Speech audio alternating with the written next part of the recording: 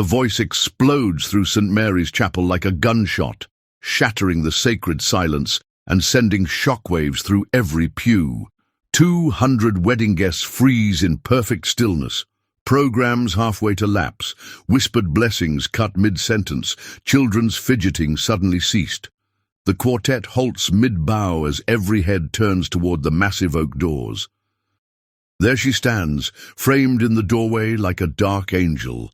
Jessica Miller, formerly Jessica Thompson, Marcus's ex-wife, who had vanished from their lives 3 years ago. The afternoon sunlight streaming behind her creates a dramatic silhouette. But as she steps into the chapel's golden glow, the harsh reality of her appearance becomes devastatingly clear. Her auburn hair hangs limp over gaunt shoulders, streaked with premature silver, catching the stained glass light. The fitted black dress she wears is elegant but funereal, a stark contrast to the white lilies, golden candles, and hope-filled atmosphere that had filled the sacred space just moments before. Marcus Thompson feels his legs buckle beneath him as he stands at the altar, his hands instinctively tightening around Sarah's delicate fingers. His charcoal-grey tuxedo suddenly feels suffocating, the perfectly knotted tie seeming to constrict around his throat as memories crash over him like a tidal wave. This is the woman who had shared his bed for 7 years, who had carried his daughter Emma, who had abandoned them both on a rain-soaked Tuesday morning with nothing but a hastily scribbled note and her wedding ring left behind on their kitchen counter. But it was Jessica's eyes that stopped his breath entirely. Gone was the confident, ambitious attorney who had once commanded courtrooms and negotiated million-dollar deals. In their place was a wild desperation, a haunted quality that spoke of secrets too heavy to carry and time running out like sand through an hourglass. "Mama?" The single word escaped from 8-year-old Emma's lips in barely a whisper. But in the cathedral silence of the chapel, it carried to every corner of the sacred space. Sweet Emma, looking like a fairy tale princess in her flower girl dress of white tulle and crystals, her dark hair pinned up in careful curls beneath a sparkling tiara, stood frozen beside the altar, clutching her small bouquet of baby's breath. Her brown eyes that Marcus had always believed looked exactly like his own, were wide with confusion and a dawning recognition that made his heart ache. Sarah, radiant in her ivory silk gown just moments before, now stood pale as moonlight beside him, her bouquet of white roses and baby's breath trembling in her grasp. But her grip on Marcus's hand remained steady, anchoring him to the present moment even as his past threatened to drag him under. She had heard the stories during their late-night conversations, the abandonment, the custody papers that signed away all parental rights, the years of careful rebuilding that had led them to this altar. Before Jessica could speak another word, Marcus's brother Jake rises from his seat in the second pew, his face flushed with protective anger and 3 years of accumulated resentment. "Get out, Jess," he says, his voice carrying clearly through the hushed chapel. "You lost the right to be here 3 years ago when you walked away from them." The wedding guests shift uncomfortably in their seats, some discreetly pulling out their phones to record what was surely the most dramatic interruption they had ever witnessed. Mrs. Henderson from down the street clutches her pearls and whispers a barely audible prayer. Helen, the wedding coordinator, stands frozen at the back of the chapel, her clipboard pressed against her chest, completely out of her depth. Marcus holds up a trembling hand to stop his brother's advance. "Wait, Jake." His voice cracks like ice, breaking under pressure. The single word carries years of pain, confusion, and a desperate need for answers. "What do you want, Jessica?" Today, of all days, Emma doesn't need to see this. Jessica's carefully maintained composure begins to crack like glass under pressure, tears streaming down her cheeks and carrying the remnants of her makeup with them. She takes a tentative step down the aisle, her heels clicking against marble. "I'm dying, Marcus." Even the lights seem to dim. Before we go on, hit subscribe. The secret at the altar will change everything. The words fall into the sacred space like stones dropped into still water, creating ripples of shock that spread through the entire congregation. Several guests gasp audibly, and Marcus's mother, sitting in the front row in her carefully chosen lavender dress and matching hat, brings her trembling hand to her mouth in horror. The elderly woman, who had raised 5 children and buried 1 husband, had seen her share of life's tragedies, but this raw, desperate interruption seemed to carry a weight that pressed down on everyone present. Stage 4 pancreatic cancer, Jessica continues, her voice growing stronger even as tears continue to fall. 8 weeks, maybe less. The doctors at Johns Hopkins say there's nothing more they can do. She looks around at the wedding guests, her gaze taking in their mixture of sympathy, curiosity, and uncomfortable fascination. I went back to my maiden name, Miller, after I left. But I know I have no right to be here. I know I gave up that right when I walked away. But I have a secret that changes everything you think you know about Emma. What I hid can undo 8 years of certainty. Emma, with the remarkable directness that only children possess, steps forward and asks the question that cuts through all the adult complexities. Does that mean you're going to heaven, Mama? Her small voice carries clearly in the perfect acoustics of the chapel, the innocent inquiry more heartbreaking than any adult's expression of grief could have been. Jessica sinks to her knees on the cold marble floor. The dress pools. The room holds its breath. Yes, baby girl, she whispers, her voice thick with emotion. Mama is very sick, and soon I'll have to go away forever. The chapel falls into a silence so profound that the only sounds are the whispered prayers of elderly parishioners and the distant hum of traffic from the world outside these sacred walls, a world that suddenly seemed very far away from the raw drama unfolding at the altar. Marcus feels the world shift beneath his feet, not from anger or resentment, but from a grief he didn't expect to feel for the woman who had shattered their lives. Despite everything Jessica had done, the nights he'd held Emma while she cried for her missing mother, the years of patient rebuilding, the slow healing process that had led him to Sarah, Jessica was still Emma's mother.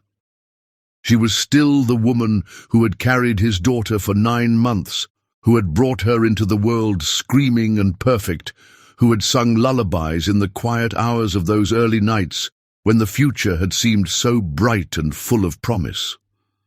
I'm not here to ruin your wedding, Jessica says, struggling to her feet with visible effort, her breathing labored from the simple act of rising. Her voice grows steadier with each word, as if speaking her truth was somehow giving her strength she hadn't felt in months. I'm not here to ask for forgiveness I don't deserve, or to try to win you back, or to destroy the beautiful life you've built with Sarah. She looks directly at Sarah then, and something passes between the two women, not hostility, but a kind of understanding that transcends their complicated circumstances. I'm here because I'm terrified of leaving this world with secrets that could destroy everything you believe about your family. Sarah, who had remained silent through Jessica's shocking entrance and devastating revelation, finally finds her voice. She takes a breath that Marcus can see tremble through her shoulders. Her voice is calm and measured, though Marcus can hear the slight tremor that betrays her own emotional turmoil. For a moment, her lawyer's composure wavers, and she grips her bouquet tighter before finding her center again. Whatever you need to say, Jessica, we're listening. But please, think about Emma. She's just a child, and this is already overwhelming for her. Emma had been processing the adult conversation with the remarkable adaptability of children, but now she walks slowly down the aisle toward her mother, her small bouquet of baby's breath clutched in one white-gloved hand. Her flower girl dress rustles softly with each step, the sound unnaturally loud in the hushed chapel. Crystals catch stained glass light, tiny rainbows skate across the marble. "Are you scared, Mama?" she asks, looking up at Jessica with those big brown eyes that had always been Marcus's pride and joy. The question is simple, direct, and heartbreakingly innocent, the kind of question only a child would think to ask in such a moment. Jessica kneels down again, ignoring the pain that shoots through her weakened body, and cups Emma's small face in her hands. Her fingers are thin now, almost skeletal, but they shake as she touches her daughter's cheek with infinite tenderness. "Yes, sweetheart, I am scared, but I'm more scared of something else." She pauses, looking up at Marcus with eyes that held years of regret and a desperate need for absolution. "I'm scared of leaving this world with lies between us. Lies that could change everything you think you know about who Emma really is." Marcus felt Sarah's hand tighten in his, her steady presence the only thing anchoring him as his past and present collided in ways he had never imagined. The wedding guests leaned forward in their pews, drawn into the drama despite their discomfort. This wasn't what any of them had expected when they dressed in their finest clothes and driven to St. Mary's Chapel on this sunny Saturday afternoon. They had come for champagne toasts and happy tears, not for revelations that seemed to carry the weight of a Greek tragedy. Father Martinez, who had been officiating weddings for over 30 years and had recently guided Marcus and Sarah through the annulment process of Marcus's first marriage, adjusted his vestments nervously and cleared his throat. The elderly priest had seen runaway brides, forgotten rings, even the occasional fainting groom, but never anything quite like this raw, desperate interruption that seemed to carry the weight of years of hidden pain. "What kind of secrets, Jess?" Marcus asks, using the old nickname without thinking. The familiar word feels strange on his lips after 3 years of silence, but it seems to steady Jessica somehow, reminding her of the man she had once loved completely before fear and ambition had built walls between them. Jessica stands slowly, her movements careful and deliberate. She looks around the chapel at the faces staring back at her, some sympathetic, some curious, some openly hostile. She sees Jake still standing, ready to physically remove her if necessary. She sees Margaret, Marcus's mother, whose kind face shows the pain of a woman watching her son's carefully rebuilt life threatened once again. She sees the other wedding guests, their celebration turned into something none of them could have anticipated. "Before I tell you," Jessica says, her voice growing stronger with each word, "I need you to know that everything I'm about to say comes from love. Love for you, love for Emma, and love for the family we once were." She pauses, gathering courage for what comes next. Her hands shake as she clasps them in front of her, the pale indent where a ring once sat, catching the light. 9 years ago, before I discovered I was pregnant with Emma, when our marriage was falling apart and we could barely stand to be in the same room together, I did something unforgivable. I had an affair. The words hit the congregation like a physical blow. Several people gasp, others shift uncomfortably in their seats, and a few of the more conservative elderly ladies whisper prayers under their breath. Marcus feels his vision blur at the edges, the chapel seeming to spin around him as memories flood back with devastating clarity. The late nights Jessica had worked, claiming she needed to prepare for important cases, the business trips that stretched longer than necessary, the growing distance between them that he had attributed to stress and exhaustion from new parenthood. "It was with David Reynolds, a client at my firm," Jessica continues, each word seeming to cause her physical pain. "It was brief, it was stupid, and it was the biggest mistake of my entire life. But Marcus, there's something else, something I should have told you years ago, something I've carried like poison in my heart every single day since." She looks down at Emma, who is listening with the serious attention children give to conversations they sense are important, even when they don't fully understand them. Emma's small face is turned up toward her mother, trust and love shining in her eyes, despite the heavy words filling the air around them. "We'll need to confirm it with a test," Jessica says, her voice barely above a whisper now. "But Emma might not be your biological daughter, Marcus."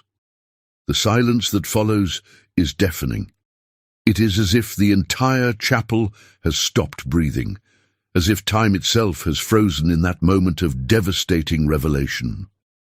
Marcus feels his legs give out completely, and if Sarah hadn't been there to catch him, supporting him with surprising strength, he would have collapsed right there at the altar. The sound of his sharp intake of breath echoes through the sacred space. Emma looks between the adults, sensing the seismic shift in the room's energy, but not understanding its source. A minute ago, she was a beaming flower girl. Now she stands in the storm's eye. "What does that mean?" she asks, her small voice cutting through the shocked silence. "What does biological mean?" Father Martinez, who had been standing quietly throughout the exchange, steps forward gently, his pastoral instincts taking over. His voice carries the wisdom of decades spent counseling families through their darkest moments. "It means," he says in his kind, measured tone, "that sometimes families are made in different ways, child. But love is what makes a family real, not just blood." Marcus stares at Jessica, his mind reeling like a ship in a storm. 8 years of bedtime stories, scraped knees he had bandaged with infinite care, report cards he had celebrated with proud tears, Christmas mornings filled with laughter and wrapping paper, first days of school where he had watched Emma march bravely into kindergarten, lost teeth carefully placed under pillows for the tooth fairy. Every moment that had made him Emma's father now seemed to shimmer and shift like a mirage in the desert. "We'll confirm with a test," he manages to say, his voice hoarse and raw. "But Jess, nothing changes what I am to Emma. Nothing." The declaration seems to surprise Jessica, and fresh tears stream down her face. She had expected anger, accusations, demands that she leave immediately and never return. She had prepared for Marcus to reject Emma, to question every moment of their shared history.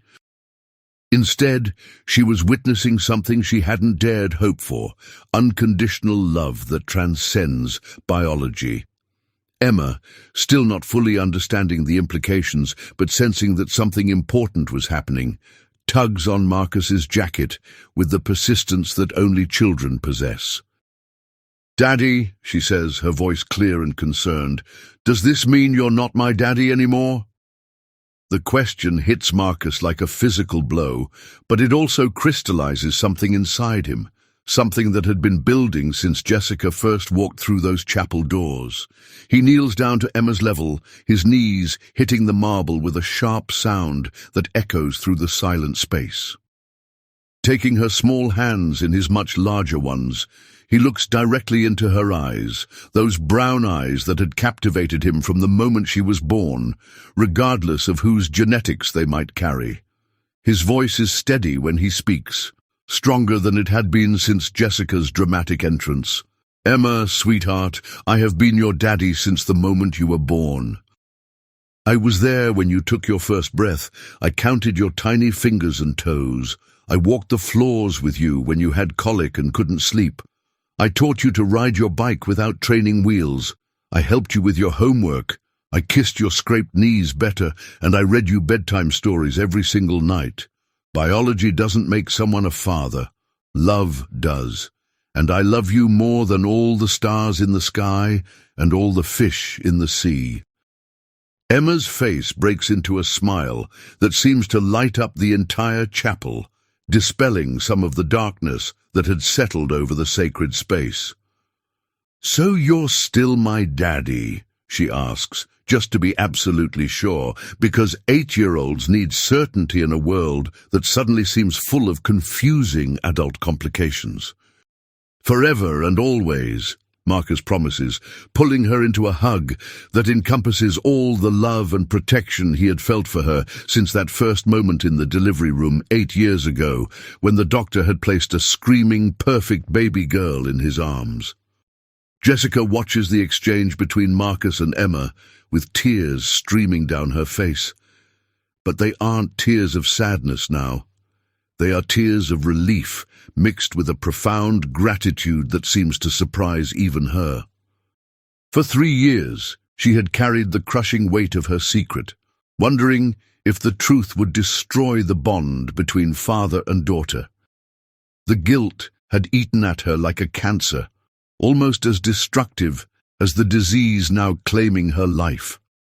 Now, witnessing Marcus's unwavering love for Emma despite the revelation, she felt something she hadn't experienced in years, hope that she had done at least one thing right in her complicated, mistake-filled life.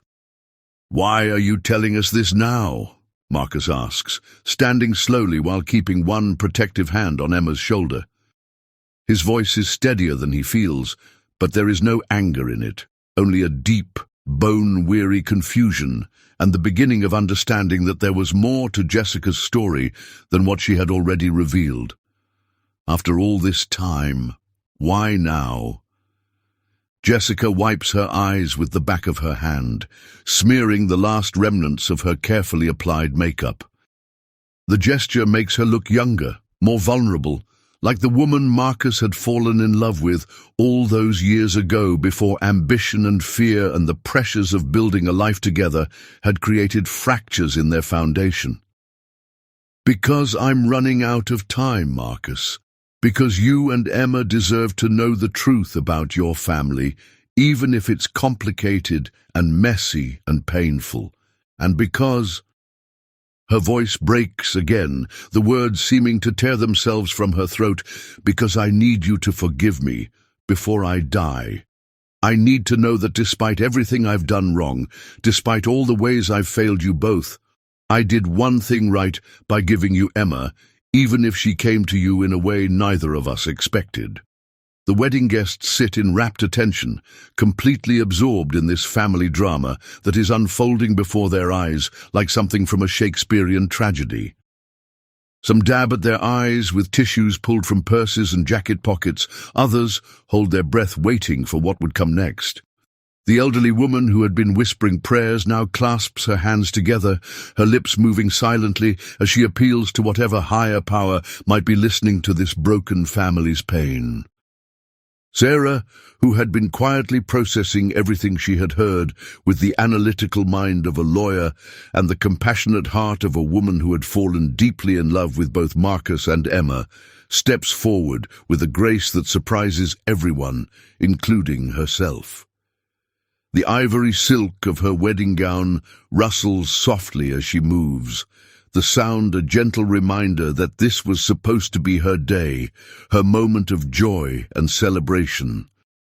But for a brief moment, her hand trembles before she steadies herself, showing just a glimpse of the vulnerability beneath her composed exterior. "Jessica," she says, her voice carrying clearly through the chapel despite its gentle tone. "Thank you for telling us the truth. I know it couldn't have been easy, especially knowing—" She pauses, glancing at Emma and choosing her words carefully, mindful of the child who was listening to every word. "Especially given your circumstances and the time constraints you're facing." The generosity in Sarah's response seems to shock Jessica more than any anger or accusation could have. She had spent the drive to the chapel preparing for confrontation, for screaming matches, for security guards escorting her from the premises. Instead, she was being met with a compassion that she wasn't sure she deserved, a grace that seemed to flow from some inexhaustible source within the woman who was about to become her daughter's stepmother. "You don't hate me?"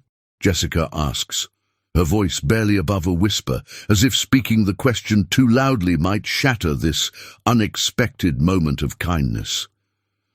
"I don't hate you," Sarah says firmly, and there is truth in her words that resonates through the sacred space. "I'm heartbroken for you, For all of us. I'm devastated that you're facing this illness, and I'm sad that Emma is going to lose her mother just when she's getting her back. But Emma is going to be my daughter after today, regardless of biology, regardless of DNA tests, regardless of anything else. And if what you're saying about your health is true, then she needs this time with you. She needs to say goodbye properly, and you need to be her mother for whatever time you have left. Emma looks between all three adults, her 8-year-old mind working hard to process the complex emotions swirling around her like a storm she can sense, but not fully understand. The conversation is moving in directions that feel important, even if some of the words are too big or too complicated for her to grasp completely. "Does this mean I can have 2 mommies?" she asks with the practical directness of childhood, the kind of simple question that cuts through adult complications. "Like Sarah can be my new mommy and you can be my birth mommy?" The innocent question breaks something open in Jessica, and she sobs openly, her carefully maintained composure finally cracking completely. She had spent months in therapy learning to live with her diagnosis, learning to accept that she would never see Emma graduate from high school or get married or have children of her own. She had made peace with missing all the milestones that mothers dream of witnessing. But the possibility that Emma might actually want a relationship with her, even a brief one, was something she had never dared to hope for. "Would you like that, sweetheart?" Jessica asks, kneeling down to Emma's level once again, ignoring the sharp pain that shoots through her weakened joints. "Would you like to spend some time with me while I'm still able to?" Emma nods solemnly, then surprises everyone by stepping forward and wrapping her small arms around Jessica's neck. The hug is fierce and desperate, 8-year-old arms trying to hold together something that feels fragile and precious and likely to slip away. "I missed you, Mama," she whispers into Jessica's ear, her words muffled by tears and emotion. "Even when Daddy said you had to go away because you were sad and sick in your heart, I still missed you every single day." The embrace between mother and daughter seems to break the spell that has held the entire chapel in thrall. Several wedding guests openly weep, pulling tissues from purses and pockets as they witness this achingly tender moment. Marcus feels his own eyes fill with tears as he watches Jessica hold Emma like she is the most precious thing in the world, which, he realizes with stunning clarity, she is. If this story moved you, please subscribe and turn on notifications. I'm a single dad to 2 little ones, ages 3 and 5, and your subscription truly helps me keep making stories like this. Tell us in the comments what truly makes a family.